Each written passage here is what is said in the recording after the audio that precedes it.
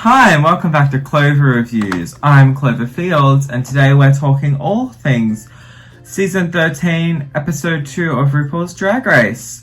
I'm just gonna say it right here, right now. I really want the competition to get moving, I'm not gonna lie. I'm a bit sick of waiting for people to start actually getting eliminated. Anyway, speaking of eliminations, let's get to the chop. Let's talk about the chop. When I said, I hope it was let's have like a challenge and then vote the weakest competition or the weakest link out, I was wrong. They're just going immediately into like All-Stars lipstick voting. All-Stars 5 lipstick voting. Please watch Clover Reviews All-Stars 5 on my YouTube channel, linked in my Instagram bio. Screaming at the fact that Joey J's in the saboteurs had chicken feathers, RIP. But if she makes merch about chicken feathers, I'm legitimately going to buy it at this point. I'm too invested.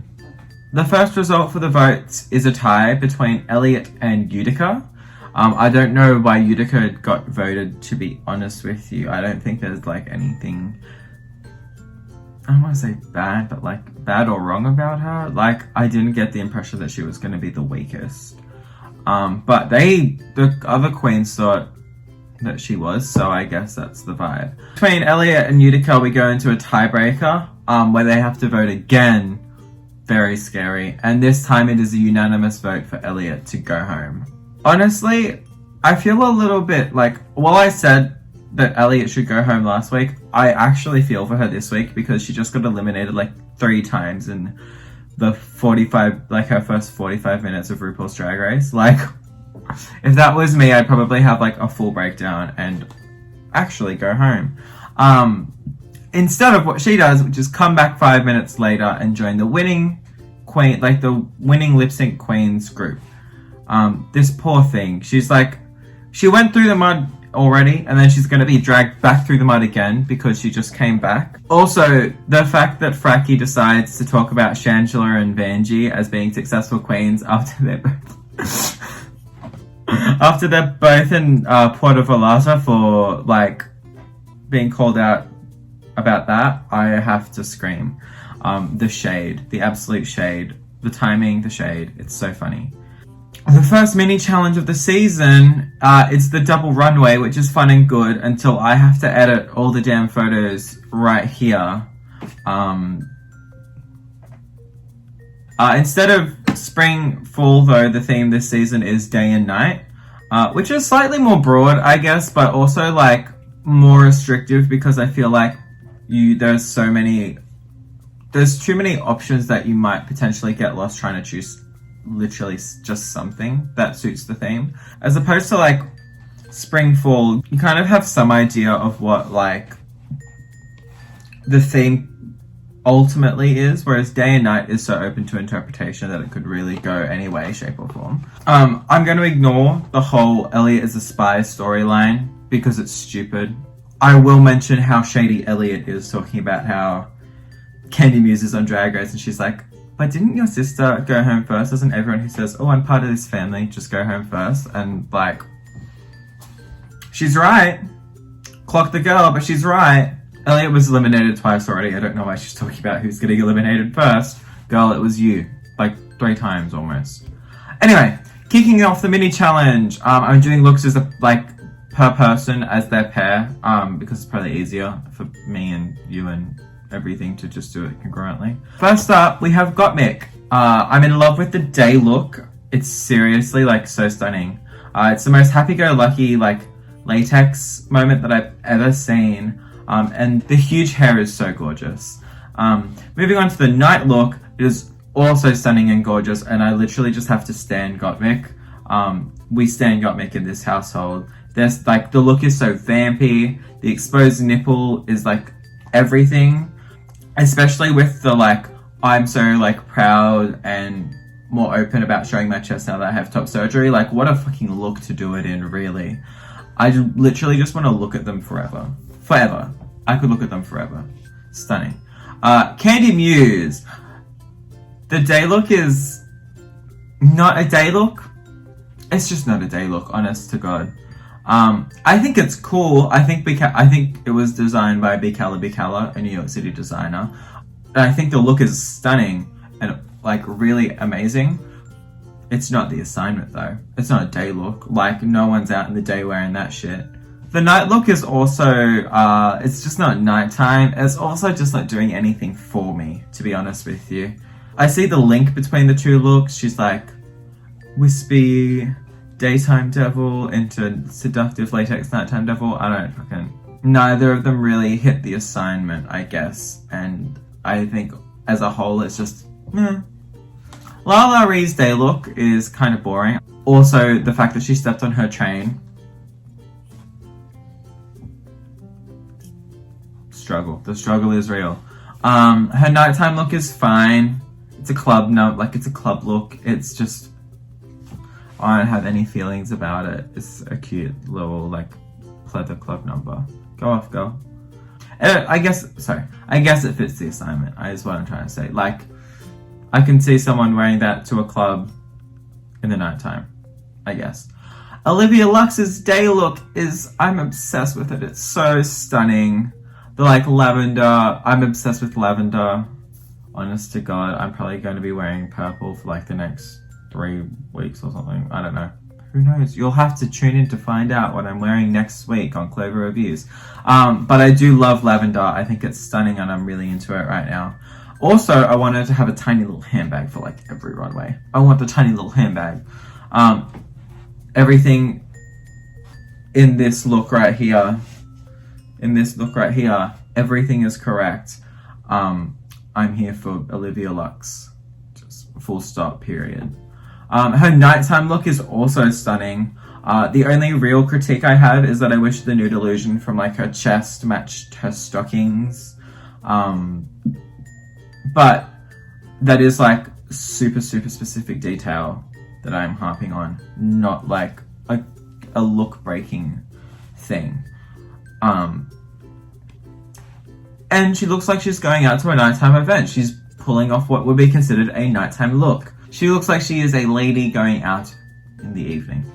And she has another tiny little handbag, which I have to stand. Symone! Her daytime look is just perfection.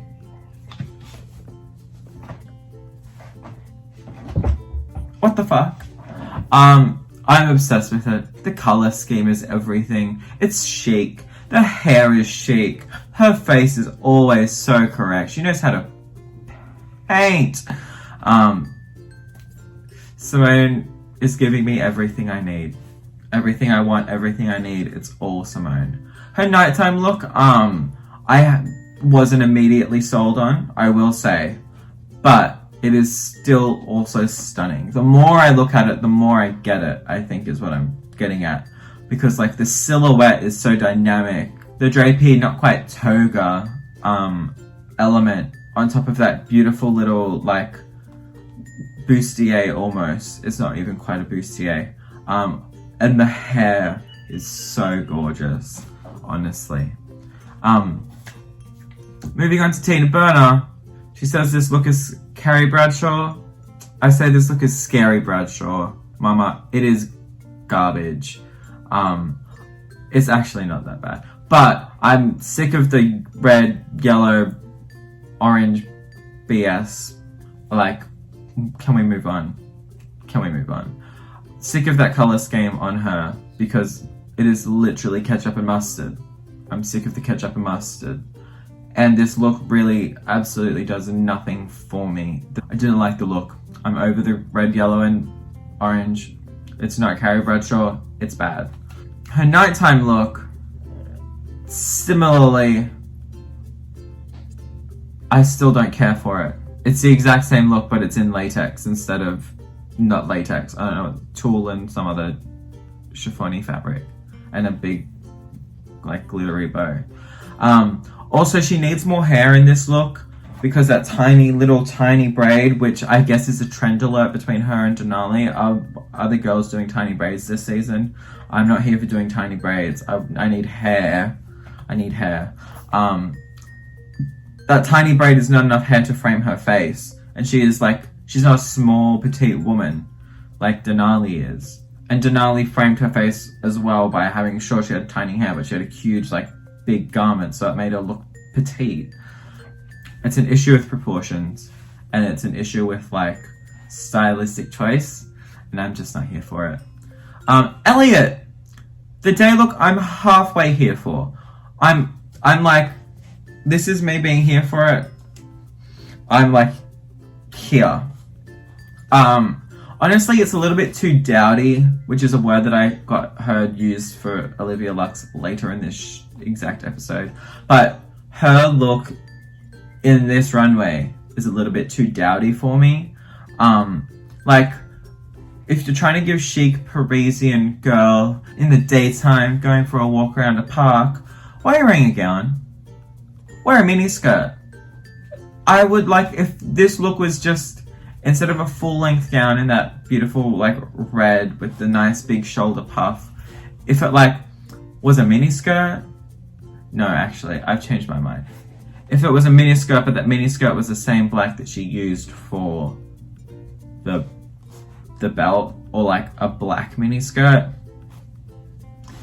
then I would be here for it. Like, because at the moment, it's like, it feels like it's halfway done.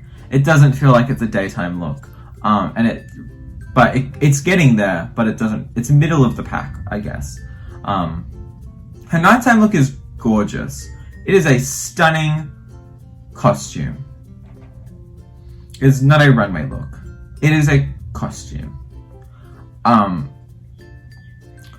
Is it stunning? Yes. Do I think it is more like a burlesque show, like beginning of the number, I'm about to take all of this off moment? Kinda. It's a little bit too costumey to be like fashiony, I guess is what I'm trying to say. And the challenge is a fashion runway showing a nighttime look. Again, it's getting there, it's middle of the pack for me. The Maxi challenge is like, which I assume is what most of the season is going to be Work the World promo and RuPaul album promo, like most seasons are, I guess, now. I mean, go off, don't get me wrong, she's got an empire to build, she has to build it somehow.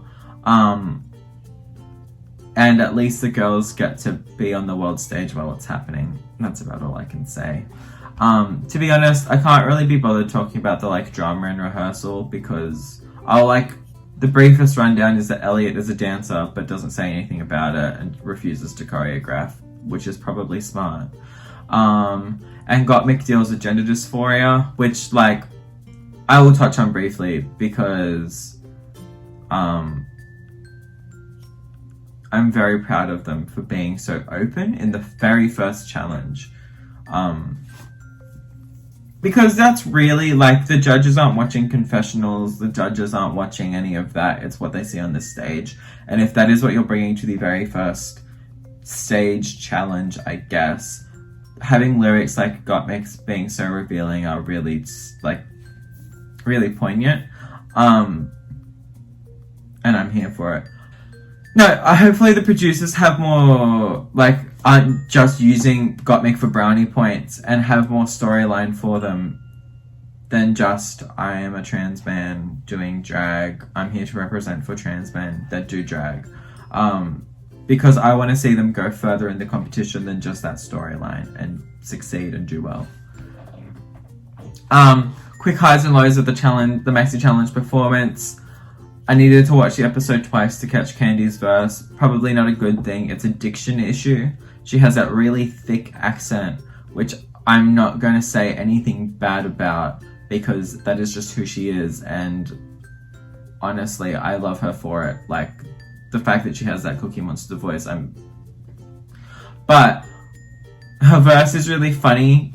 You just have to get the lyrics, and she struggled to deliver the lyrics, I guess is what I'm trying to say. Also, the fact that she looked just so lost when her verse ended, she just didn't know what to do, is really like a death sentence in a challenge like this. Because it automatically makes you the weakest link. It's really sad to see, but yeah. Basically, Candy was probably the weakest performer of the night, which is funny because she was the one saying, if you fuck up, just go with it, be fierce. She did not go with it nor be fierce. And she fucked up. Olivia Lux. is just perfection. The look, the verse, the vocals, the whatever it is, like she's just the whole package, honest to God. I love Olivia Lux so much. It's painful. Symone's verse is also really good. And she knows how to deliver what she wants to say and how she wants to be perceived. She knows how to perform, I guess is what I'm trying to say. And she has that down to a T. It's so good. Like, her delivery in that performance is just stunning. Third runway of the episode, and the Mexi, like the main stage runway, I guess. The theme is lame.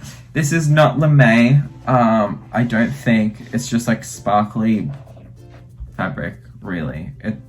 But it's the closest I could get, to be honest with you. Starting with Gottmik, because Gottmik is fierce.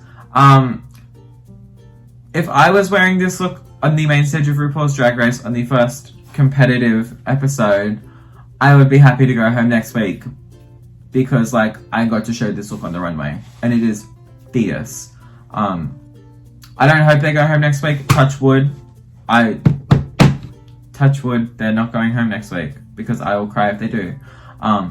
But this look is so gorgeous and stunning, and I'm 100% here for it, honestly. Candy Muse looks fine. I don't really know, it's just kind of okay. I'm not wowed or anything. It doesn't reinvent the wheel. It's nothing crazy new that I'm like losing my mind over. It's an okay runway. Lala Ree is out here doing drag. Like, draggedy drag. Conceptually, I love this outfit. Like, the color scheme, the, like, how it ties in with everything. Even the silhouette and stuff. I'm here for it, conceptually. The execution of it, I have just a few problems with. Mostly is the fact that this right here is very congested, because she has like the big shoulder ruffles and then the big bow and then the big hair, and you kind of lose her face a little bit, which is not what you want to do, because her skin is so stunning, and like that is the look. Is like, if she just lost the bow, or she like took the fabric that was the bow and made it so the train kind of was bigger, I would be 100% here for it, because it doesn't clog up this beautiful it doesn't clog up her face, I guess is what I'm trying to say. And it gives her the leeway to have nice big hair and nice big shoulders and still have a fierce look. The way it is, it kind of ruins the proportions a little bit, and it makes her look just a little bit off, I guess. But it is so drag, it is so gorgeous. Like, the concept is gorgeous, and I think she is gorgeous, and I actually do want to watch her more. Olivia Lux looks stunning in this old Hollywood glamour getup. It is beautiful, and it suits that deluxe, jazzy, New York City lounge singer vibe that she has going on. Like, she just looks like perfection, honestly. And I'm just in love with her. She's great. She's great. I love Olivia Lux. This is an Olivia Lux stan channel. I'm sorry. Symone's is also one of my favorites, because it's different to everything else. It's not like, it has its own concept that isn't just, I need to use lame, how am I going to make lame look good? She said, I'm going to pull a look that I know is going to look good, lame or not, and then the lame makes it look better, I guess. Also, her just like coming down the runway with the boxing gloves, which I think are wrapped in something glittery or have glitter on them. I might be wrong on that one. She sells it. She's great. Like I said in the Mexi challenge, she knows how to deliver, and deliver is what she does on a regular basis. Tina Burner is at least she's not in mustard and ketchup. That's the only good thing I have to say about this look, I think. It's kind of a struggle because I know what she was going for, and what she was going for conceptually is good, but it is so hard to execute, and it is so much harder to execute on TV, because what ends up happening if you make all of your face glittery is that because there's so much light from all of the stage lights, all of your face becomes like shines and glitters. And so instead of being like fierce and having shape and structure, what ends up happening is all of the contour work that she's done gets washed out, and it really just ruins the proportions of her face, which makes the proportions of her body in this boxy garment worse. Conceptually, I think it was great. The execution was just a little bit of a miss. It was like this close, but it really was that glittery face that just took it away a little bit too much for me, for my liking.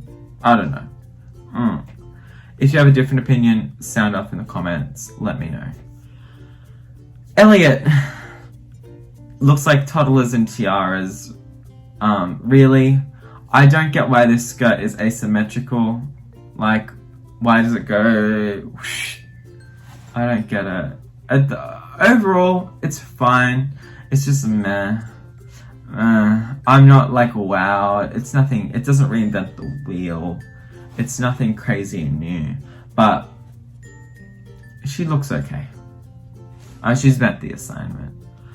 Moving on. I don't often talk about the judging panel because otherwise I wouldn't be sitting here doing these reviews. I'm the judging panel, and that is why you're watching, I guess. But I have to make an honorable mention to Jamal Sims having a Mean Girls reference. A Karen Smith Mean Girls reference. In that he has ESPN. Because that was so funny. I stand Jamal Sims. What an icon. Similarly to last season, there is no elimination. And there probably won't be one now that we've gotten a good look at it until episode 4. Just because of how the way the season is going. Which is like, I said it in the intro, I'll say it again, it kind of makes it a little bit of a slog, if I'm being honest. Like, don't get me wrong, I love a long season of Drag Race. I love getting to see all the girls do their thing. But I need some kind of tension or drama to get me through it. That isn't just throwing shade in the workroom, you know? I don't know. Anyway.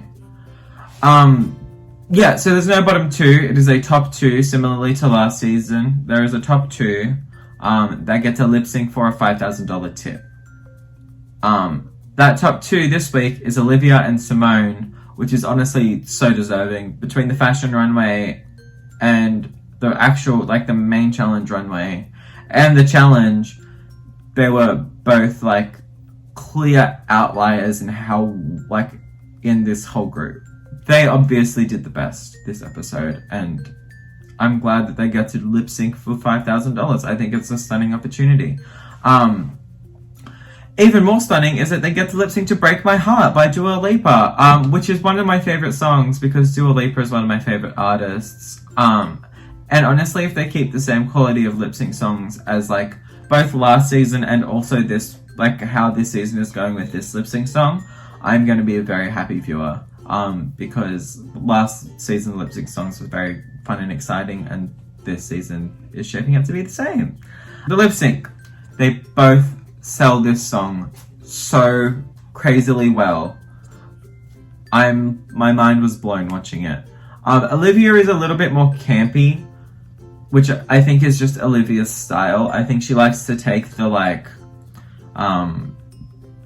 that gorgeous Lux moment and not quite flip it on its head, but like do something to subvert what you think you're gonna get, which is kind of like a park and bark. She's very campy, she's very animated, and she's very fun to watch. Symone, on the other hand, similarly to when she walked in, her first lip sync, just knows how to sell the song. Like, it is just her moment, and she grabs you and she takes you into her moment. And between the two of them, I enjoy it so much. I really didn't know how to call it. I think where Olivia lost it was her hair coming on, like, out of her style, and potentially when Symone walked to the back of the stage, going like, I just flicked myself in the fucking eye, going like, with her braid. Oh my god, I literally just took myself in the eye. When Symone walked to the back of the stage and started swinging that braid around, because she did that thing where she just like turned back to the camera and was just like, come on, I'm having fun. And I was like, I was sucked into her world. But it's fierce. The lip sync is so fierce and so like tight between the two of them that I didn't know how it was gonna go. But ultimately Symone wins. I have no qualms, no issues, no problems. They both sold it immaculately. It was stunning. That is all for this episode. Next episode, it looks like we're doing the exact same thing, but with the eliminated girls, which I'm just like, no, I'm excited because some of my favorite people from the cast, Denali, Kimura, I think Joey J is stunning, to be honest with you. I think she's great fun. And I'm excited to see what she does. But Kimura, Denali, at least those two, Tamisha Iman, I'm excited to see them again because they look like a lot of fun and I want to watch them compete. Thank you so much for watching. This is Clover Reviews. As always, please have a nice day. I hope you enjoyed the video. Please like and share, yada yada yada. I love you all so much. Thank you for your support. Mwah.